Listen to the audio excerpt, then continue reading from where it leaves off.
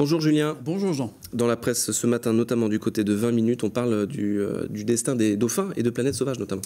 Oui, quel avenir pour le delphinarium de Planète Sauvage? C'est dans 20 minutes. Donc, pourquoi cette question? Parce qu'un texte de loi est sorti il y a quelques jours qui interdit la reproduction des dauphins et des orques en captivité.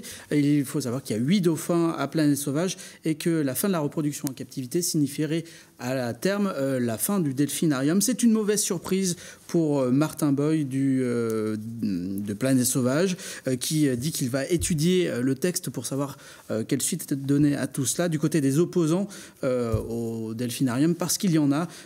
Pour eux, c'est une première bataille gagnée. À suivre donc ce dossier. On parle paquebot dans Ouest France ce matin. Oui, avec cette question, qui veut racheter le petit nez du paquebot France?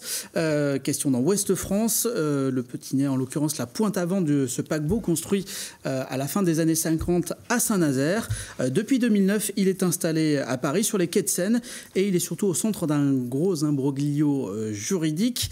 Quoi qu'il en soit, il sera mis aux enchères le 12 mai prochain. L'estimation, c'est entre 80 et 100 000 euros, donc il faut mettre quand même quelques sous de côté. Il faut savoir quand même qu'à l'époque, il avait été racheté pour près de 270 000 euros au moment où le France, qui était ensuite devenu le Norway, était parti à la casse du côté de l'Inde.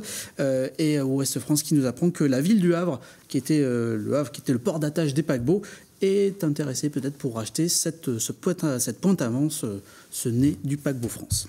Dans Presse Océan, focus sur des artistes de rue. Vous avez peut-être croisé ces fresques si vous vous baladez du côté de la rue Kléber, qui est pas très loin d'ici. Ces fresques qu'on doit aux frères Toquet, ce sont des artistes de rue nantais qui sont désormais installés à Paris.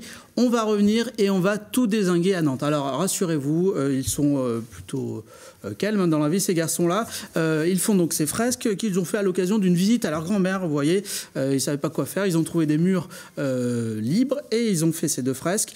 Et figurez-vous qu'ils ont vu également les banques nantaises recouvertes de ces planches de bois un peu partout. Et pour eux, c'est un formidable terrain de jeu. Ils envisagent de faire quelque chose. À suivre donc, les frères Toquet. Merci Julien. On avait le temps pour une dernière info. Un petit peu de temps, voilà, oui, pour Presse Océan, très rapidement. C'est aujourd'hui la sortie d'Alien. Et Presse Océan donne la parole à Marc Caro. Marc Caro, co-réalisateur d'Alien, épisode 4 avec Jean-Pierre Jeunet il y a quelques temps, et qui nous parle de la sortie d'Alien. Et voilà, qui collaborera à une expo Alien. Ça sera au lieu unique l'été prochain. Merci Julien.